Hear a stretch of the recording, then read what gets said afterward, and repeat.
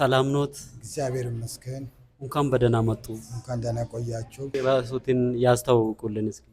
ስሜ ታገሰ መሰወሮ ይባላለሁ። መጀመሪያ መስራቾች ቀጥዬ የገባው አባል ነኝ። የኢትዮ ጥሪት መጀመሪያ በስራ ምክንያት 2-3 ዙር ስልጠና አመልጦኛል። አሁን የዛሬ ነው አንድ ነው የተገኘሁት። በተገኘው ትልቅ መረዳትን አግኝቻለሁ። ስልጠናው እንዴት ነበር እስኪ? ስልጠናው በጣም የሚወደድ በጣም የሚፈለግ ለከስ ዝም ብሎ ገንዘብ ሰጥቶ ማየት ሳይሆን ገንዘቡ ተጠቃሚ መሆኔን ለኔም ለሌሎችም ህብረት በመፍጠር አንዱ ጋር የጎደለን አንዱ በመደጋገፍ የሚጠቅም ወደ አንድ ምዕራፍ አንድ እድገት ምዕራፍ አንድ የተሻለ ምዕራፍ አገርም ህዝብም መንግስትም የሚጠቅም ወደዛ መግባትን የሚያመለክት ስልጠና ነው ያገኘሁት። ደስ የሚል ስልጠና። ስለ ድርጅቱ ከምታውቁት ላይ ምን ጨምረልዎት? አዎ አሁን ደስ የሚል ጥያቄ ነው ጠየቀኝ። ከዚህ በፊት የተለያዩ በብድር መልክ አግኝቼ ይሄን እሰራለሁ ይሄን ያደርጋለሁ የሚል ነገር አለኝ።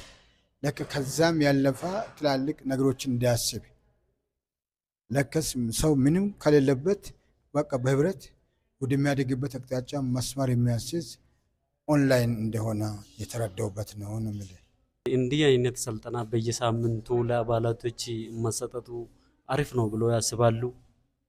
ብቻ ለ24 ሰዓት ቢሰጥ ሰው እኮ በየቀኑ ደካማ ነው። አንድ አክቲቭ የሚሆናል አንዱ ደካማ ይሆናል። እንዴ አስር ቢሰራም አንዳንዱ የማይቀበል አለ፣ አንዱ ወዲያው አክቲቭ ሆኖ የሚቀበል አለ። እያንዳንዱ ገንዘብ ማስቀመጡን ብቻ ያለ እንጂ ገንዘብ በማስቀመጥ ጀርባ ምን አይነት በረከት እንዳለ አያውቅም። ምን አይነት እድገት እንዳለ አያውቅም። ምን አይነት ለውጥ እንዳለ አያውቅም። ምን አይነት ለሀገርም ለህዝብም ለራሱም የሚጠቅም ነገሮችን አይረዳም። ይሄ ግንዛቤ በየቀኑ እንደ ተማሪ ያስፈልጋል ብዬ አስባለሁ። እሺ እስኪ ስልጠናው ላይ ምን ቢጨመርበት ምን ቢስተካከል ነው የሚመክሩ? አሁን እድገት ላይ ገና እድገት ላይ ስላለ ድርጅቱ ብዙ እንደሌላ ድርጅቶች ብዙ ነገር ተስፋ አደርጋለሁ።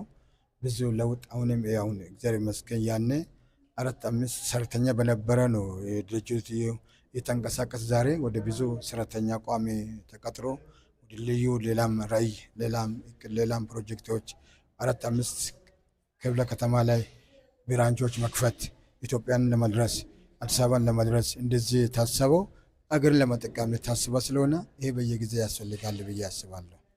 በጣም እናመሰግናለን።